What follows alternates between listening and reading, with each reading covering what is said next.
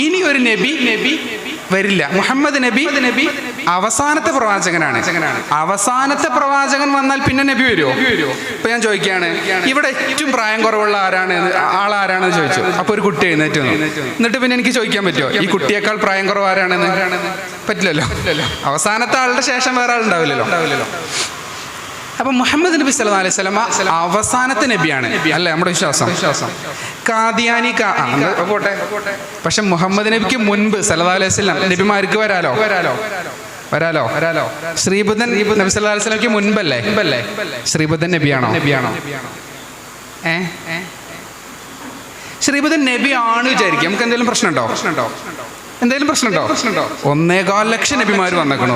അതിലിപ്പോ ഒരാൾ ശ്രീബുദ്ധൻ, നമുക്ക് എന്തെങ്കിലും പ്രശ്നമുണ്ടോ? പക്ഷെ ആണ് എന്ന് പറയാനുള്ള തെളിവ് ആർക്കില്ല? നമുക്ക് അല്ല എന്ന് പറയാൻ പറ്റുമോ? അല്ല എന്ന് പറയാനുള്ള തെളിവില്ല. ആവാം, ആവാതിരിക്കാം.